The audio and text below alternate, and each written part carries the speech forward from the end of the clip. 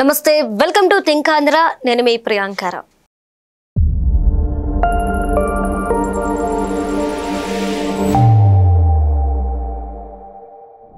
బొత్స సత్యనారాయణ గారు ఒక స్టేట్మెంట్ ఇచ్చారు.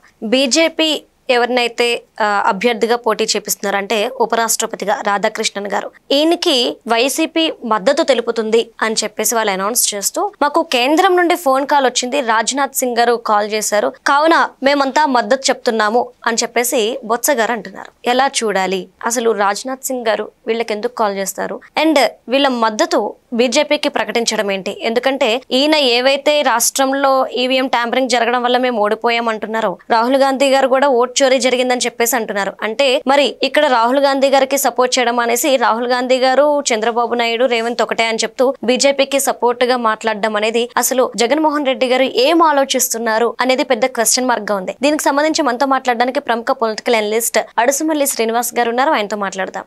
నమస్కారం సార్. నమస్కారం అండి. సార్, జగన్మోహన్ రెడ్డి గారు ఏదైతే డెసిషన్ తీసుకొని ఏదైతే మద్దతు ప్రకటించారో దీన్ని చూస్తుంటే మీరు ఏమంటారు? అంటే ఆయన ఏం స్ట్రాటజీ అప్లై చేయాలని చూస్తున్నారు ఏపీ పాలిటిక్స్ మీద? అసలు ఏ స్ట్రాటజీ లేకపోవడమో స్ట్రాటజీ అండి. సాధారణంగా ఎవడన్నా అలాగ ఆలోచిస్తున్నాడు అనుకోండి, అడిగి ఏం తోచక వావిడు ఏదో ఆలోచిస్తున్నాడు రా బాబు అనుకుంటాం మనం. వాళ్ళు బుర్రపాడైపోయి ఏం చేయాలి అర్థం అవ్వక దిక్కుతోచని పరిస్థితిలో ఉన్నాడు అతను. ఎందుకంటే గ్రౌండ్లో జనం అతన్ని ఆతలు తోసేశారు. ఇవాళకే కూడా అతని ముఖం చూస్తే జనాలకు బెంబేలెత్తిపోతున్నారు. కాబట్టి రాష్ట్రంలో మళ్ళా అతను ఓటేసే పరిస్థితి సమీప భవిష్యత్తులో ఉండదు. రెండు, అతని ఆశ, ధ్యాస, హోప్ ఏంటంటే బీజేపీ కేంద్రంలో ఉన్న పెద్దలు తను ఏమన్నా కాపాడతారేమో అని. ఎందుకంటే వాళ్ళ మధ్య అంతకుముందున్న సాన్నిధ్యము, ఇచ్చిపుచ్చుకోవడాలు, ఇవన్నిటి వల్ల వాళ్ళు ఎంతో కొంత కన్సిడర్ చేస్తారు, కన్సర్న్ ఉంటుందని అతని ఆలోచన. అది కూడా ఉండదండి. ఎందుకంటే వాళ్ళకి ఏం తెలిసిందంటే మొన్న 2024 ఎన్నికల్లో ప్రజల తాలూకు తీర్పు చూసిన తర్వాత ప్రజా తీర్పుకి అడ్డంగా అప్పుడు అరకొర మెజార్టీతోటి ఏదో గెలిచేమలే అన్నట్టుగా గెలిచుంటే అది వేరే. ఏకపక్షంగా ప్రజలందరూ కూడా వాళ్ళకే బీజేపీ వాళ్ళు మాకు కూడా ఓట్లు వేస్తారా బాబు అనుకున్నారు. వాళ్ళు బీజేపీ కూడా గెలిపించేశారు కదా. అంటే ప్రజాభిప్రాయం తెలిసిన తర్వాత వాళ్ళకు కూడా ఉబ్బి తబ్బిపోయారు. వాళ్ళకు కూడా ఒక రకమైన వాళ్ళ క్యాండిడేట్లు కూడా గెలిచారు కదా. అటువంటి వాళ్ళకి ఎలాంటి కరుడుగట్టిన దుర్మార్గపు అవినీతిపరుడైనా ఎంత దొంగలతో స్నేహం చేద్దాం అనుకున్నాడు కూడా వాళ్ళ పట్ల కన్సర్న్ ఉండదు. ఏమండి, పైగా ఇప్పుడున్న చంద్రబాబు గారితో వాళ్ళకి అసలు ఇబ్బంది లేదు, ఈయనతోటి వాళ్ళకి అసలు ఇబ్బంది లేదు. లేనప్పుడు ఇతను ఎంత గింజుకుంటే ఇప్పుడు చాలా మంది ఏమంటున్నారంటే రాజ్నాథ్ సింగ్ గారు ఈయనకి ఫోన్ చేశాడు, ఇతను మద్దతు ఇస్తున్నాడు. గత అనుభవాల దృష్టి వీళ్ళందరికీ కొంచెం గుండె జల్లుమంటుంది. అలా జల్లుమనాల్సిన అవసరం ఎందుకు ఉంటుంది? అలా చేసిన తర్వాత అందరం కలిసి ఏకమే తరివేశాం కదా. ఎందుకు భయపడతారు? ఎవడన్నా భయపడాల్సిన అవసరం ఏముంది? మీకు అలా జరిగి ఆ పొరపాటు బీజేపీ చేసింది, జగన్మోహన్ రెడ్డి చేశాడు. రాష్ట్రాన్ని సంఘనాగిచ్చేస్తే ఏం చేస్తాం? గో 10 రూపాయలు కొట్టాం కదా, తోసాదలు పడేసాం కదా. ఈసారి మళ్ళీ బుద్ధున్నవాడు ఎవడన్నా వాళ్ళ జోలికి వెళ్తాడా? జగన్ అలా దుష్టసాన్ని సాంగత్యం చేస్తాడా? అలాంటి అపోహలు పెట్టుకుని వాళ్ళు భయపడిపోయి ఎదటి వాళ్ళని కూడా భయపెట్టి జనాలు నిద్ర లేకుండా చేయకూడదు. ఎవడన్నా వాళ్ళు చేస్తారు, ఎందుకంటే వాళ్ళు గోతులో ఉన్నారు వాళ్ళు. కాబట్టి వాళ్ళు ఏదో రకంగా వీళ్ళని ఇబ్బంది పెట్టడానికి, వీళ్ళని భయపెట్టడానికి మేము వాళ్ళతో కలిసిపోతున్నాం అని చెప్తాను చేస్తారు. ఒకవేళ వాళ్ళతో కలిసిపోతే కూడా పీకిది ఏముంటుందండి? ఇప్పుడు ఏమీ పీకలేరు ఎవడన్నా. అర్థమైందా మీకు? దేనికైనా ఒక ఎక్స్పైరీ డేట్ ఉంటుంది. 3 సార్లు అయిపోయాయినా దాని సాంద్రత కూడా తగ్గుద్ది. రేపు అప్పుడు చాలా మందికి ఓపెన్గా చెప్తున్నారండి, మోడీ గారు అమిత్ షా అన్న ఒక ఆందోళన ఉంటుంది అందరికీ. వాళ్ళు డేంజర్ అని. వాళ్ళు మనం అనుకున్న డేంజర్ ఏం కాదు, వాళ్ళ పార్టీని విస్తరించుకోవడానికి వాళ్ళ స్ట్రాటజీ వాళ్ళు చేశారు. ఆ క్రమంలో మనకు దెబ్బడిపోయింది ఆంధ్రప్రదేశ్లో. అర్థమైందండి? వాళ్ళు కూడా ఒక జ్ఞానోదయం అయింది వాళ్ళకి. ఇలాంటి దొంగలతో ఉంటే అసలుకేం మోసం అవుతుందిరా బాబు అని. అంతే కదా. మొన్న బీజేపీ వైసీపీతో పొత్తెట్టుకున్నా కానీ ఇదే రిజల్ట్ వచ్చిన వాళ్ళ ప్రతిష్ట దిగజారిపోను ఏంటండి. అది ఇంకా మిగతా రాష్ట్రాల్లో కూడా చూపిస్తుంది. ఒకటి మాత్రం నిజమండి, ఎందుకంటే బీజేపీ అనేటువంటిది మోడీ గారు, అమిత్ షా వాళ్ళు, మనం జగన్మోహన్ రెడ్డితో స్నేహం వల్ల అదాని ఇలాంటి బ్యాచ్ వాళ్ళు కొంచెం మనం ఆలోచించాం. కానీ బీజేపీ పార్టీ దేశంలో ఉన్న జాతీయ పార్టీలు అన్నట్లు మేలైన పార్టీ. కాంగ్రెస్ కంటే చాలా బెటర్. ఎందుకంటే కాంగ్రెస్ రాహుల్ గాంధీని చూసి వాళ్ళందరూ మంచోళ్ళు అనుకోకూడదు మనం. రాహుల్ ఇప్పుడు మిగతా బ్యాచ్ అందరూ వస్తారు బయటికి. శశి థరూర్, కపిల్ సిబాల్ ఇలాంటి వాళ్ళందరూ బ్యాచ్ వాళ్ళందరూ ఉండరు. వీళ్ళందరూ బయటకు వస్తారు. అవి తెలంగాణలో కోమటిరెడ్డి, రాజగోపాల్ రెడ్డి ఇలాంటి వాళ్ళందరూ అందులో ఉన్నారు. కరుడు కట్టిన టీడీపీ వ్యతిరేకులు. టీడీపీ వాళ్ళు ఎందుకు ఎక్కువ వర్రీ అవ్వకూడదు మోడీ గారు వాళ్ళ గురించి. ఎందుకంటే ఎంతో కొంత సాఫ్ట్ కార్నర్ ఉన్నదని కలిసిమెలిసి పనిచేసిన అనుభవం బీజేపీతో ఎక్కువ ఉంది కాబట్టి అధికారాన్ని పంచుకున్నారు కాబట్టి అనేక సార్లు 99లో పంచుకున్నారు, 2014లో పంచుకున్నారు, 2024లో అధికారం పంచుకుని నడుస్తుంది. కాబట్టి బీజేపీ పార్టీతో అంత వైరం పెట్టుకోగలదు. వ్యక్తులతో వైరం ఉంటే అది అన్నాళ్ళు సాగదు. ఇంకోటి ఏంటంటే ఉపరాష్ట్రపతి లాంటి ఎన్నికొచ్చినప్పుడు సాంప్రదాయంగా సాధారణంగా అందరిని అడిగినట్టు వీళ్ళని అడిగారు. వీళ్ళు మమ్మల్ని ఎప్పుడు అడుగుతారా బాబు, అప్పుడే ఓట్లు వేసేద్దాం రెడీగా ఉన్నారు వీళ్ళు. ఏంటండి దాన్ని బొత్స సత్యనారాయణ గారు ప్రెస్ మీట్ పెట్టి చెప్పాడు. బొత్స సత్యనారాయణ గారు ప్రెస్ మీట్ కనుక రాజ్నాథ్ సింగ్ గారు వాళ్ళు చూస్తే వీళ్ళు మాకు మద్దతు ఇచ్చినా వద్దంటారు ఆ మాట్లాడి మాటలు వింటే.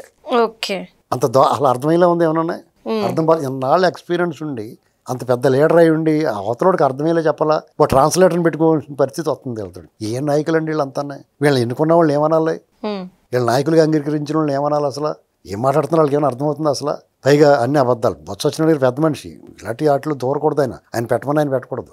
మీ వాళ్ళ చేత పెట్టించుకోవా, మమ్మల్ని ఎందుకు ఇన్వాల్వ్ చేస్తావు, మమ్మల్ని ఎందుకు ఇరికిస్తావు, అయ్యింది చాలు, నీ కూడా వచ్చినంత సీ అంటున్నారు అందరూ అని చెప్పాలా జగన్మోహన్ రెడ్డికి. ఇప్పుడు ఇలాంటివన్నీ చెప్పించడానికి ఏమో బొత్స సత్యనారాయణ గారు వాళ్ళు కనపడతారు, డబ్బులు దెబ్బెత్తానికేమో వాళ్ళు కనపడతారు, వాళ్ళు బ్యాచ్ ఉంటారు.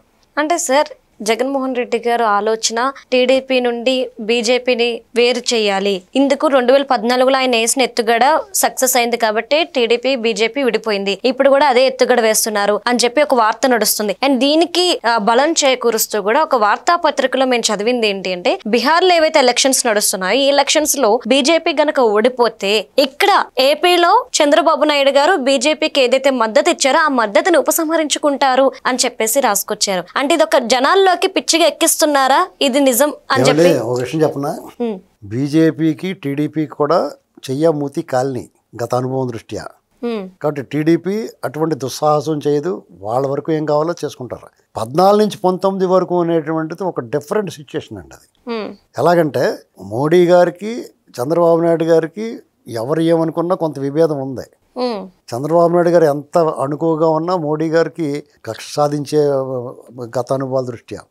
ఈ లోపల కేసీఆర్ గారు ఓ పక్క నుంచి, ఇంకో పక్క నుంచి విజయసాయి రెడ్డి బాత్రూంలు కడుగుతూ అక్కడే కూర్చొని వాళ్ళకి ఎక్కించి కరెక్ట్గా అదే టైంకి ప్రత్యేక హోదా విషయంలో వాళ్ళు మీరు వేరే ఇస్తామంటే ఈయన కొంచెం అడ్డంగా వెళ్ళాడు అని చెప్పి అన్నారు. చంద్రబాబు నాయుడు గారు ఫైట్ కరెక్ట్, ఆయన రాష్ట్రం కోసం ఆయన అడిగాడు.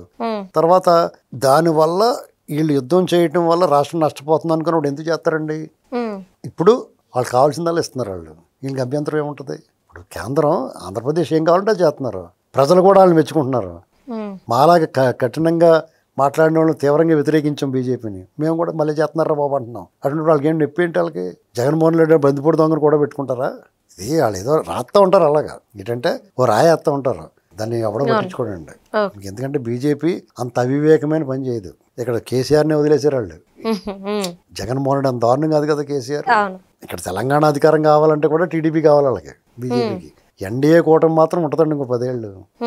మళ్ళీ అధికారంలో రావాలంటే బీజేపీ ఎన్డీఏ కూటమి ఇప్పుడు కాదు 29లో మళ్ళీ అధికారంలో రావాలంటే టీడీపీ అవసరం వాళ్ళకి ఖచ్చితంగా. కాబట్టి కలిసే ఉంటారు వాళ్ళు. ఎవరైనా చిచ్చులు పెట్టి ఈ లోపల జగన్మోహన్ జైల్లో పోతాడు కదా, ఎవడ ఆపగలడు?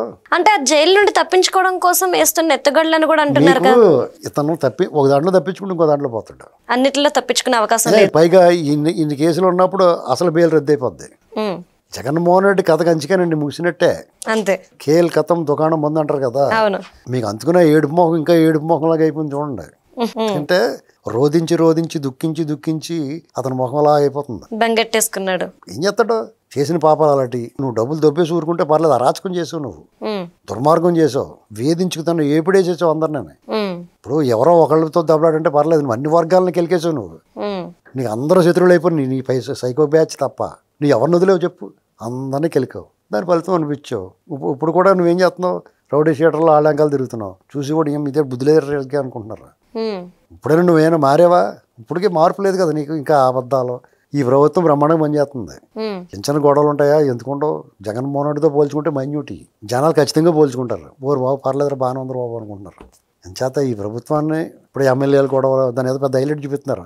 ఏమీ లేని చోట ఆవంద మొక్క పెద్ద మొక్క అన్నట్టుగా ఈ గొడవలు లేని చోట ఇలాంటి చిన్న గొడవలు హైలైట్ అవుతున్నాయి. జగన్మోహన్ రెడ్డి ఇప్పుడు జగన్మోహన్ రెడ్డి ఉన్నప్పుడు అంత దారుణం కదా, అసలు ఎవడు నోరు మూసుకునేవారు, అందరూ ఎవడు మాట్లాడేవారు కాదు. అవి ఉద్యోగ సంఘం నాయకుడిని లేపేస్తా అని చెప్పాడు డైరెక్ట్గా ఆ ఎస్పీ గారు సీతారామాంజనేయులు. దీన్ని పెద్ద ఇష్యూస్ అయినాయి. ఇప్పుడు ఏముంది అది పెద్ద నథింగ్ ఇప్పుడు జరిగేదంతా. ఓ. సంక్షేమం అంటారా, పథకాలు అంటారా, వాటికన్నా బాగా చేస్తున్నారు వీళ్ళు, బ్రహ్మాండం చేస్తున్నారు.